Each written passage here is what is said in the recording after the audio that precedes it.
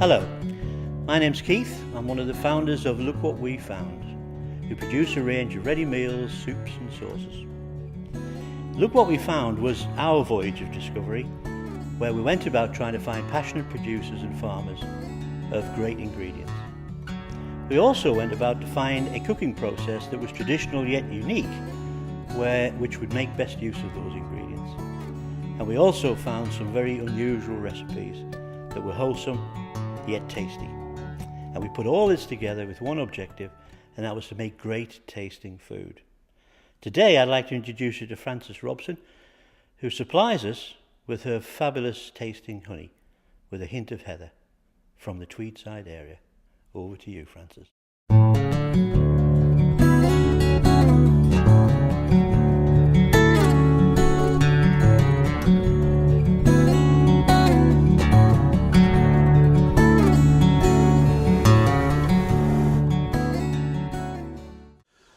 Our little business has been here since 1948, and I'm a fourth generation beekeeper. My great grandfather had a lot of honeybees in straw skeps, and I learnt my trade from my father, who was an agricultural botanist and who taught beekeeping. We have a vertically integrated business in that we make the beehives and we look after the bees. We process the honey and we wholesale it into about 350 shops, and we also retail it here. And this makes us able to employ a lot of people. In the autumn we bring the bees down from the high ground and we put them into places where we feel that they're right out of the prevailing wind. And then in the spring we move them very carefully out of the winter sites according to the weather. And it's a mistake to move them too quickly.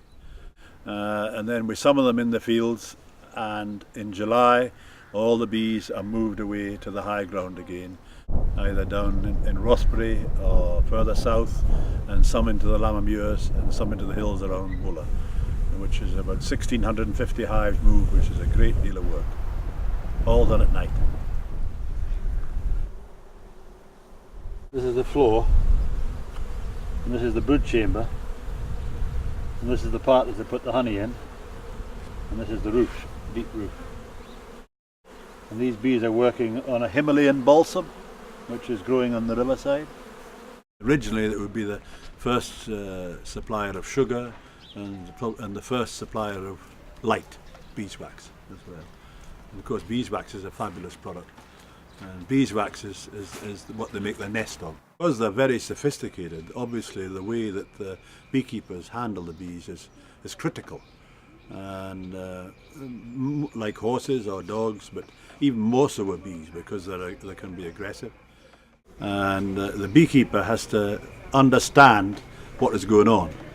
And once he can understand what's going on and get to grips with the sophistication, then the beekeeper has to modify his management to their way. And then the return is, of course, that you get bees that are benign and disease-free, and all the other things that beekeepers want will come.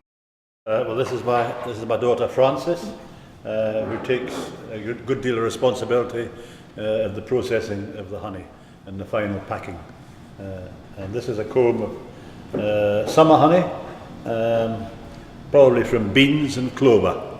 And we'll be lucky this year because there's been a great amount of this very high quality comb honey.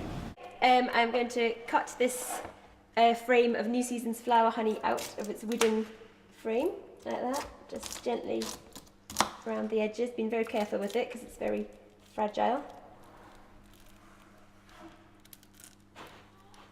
Oh, there we go, just drop it gently on there. There we go. People like honeycomb because it's very traditional. You don't see very much honeycomb these days, and they also like it because it hasn't been processed at all. It's just as it's come out the hive.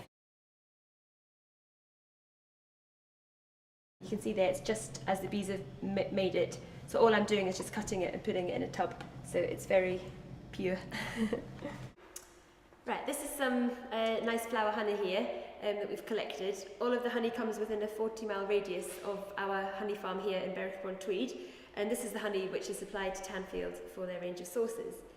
So what I'm going to do now is just cut it out like this.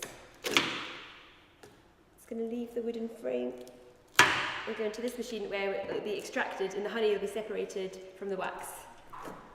There we go.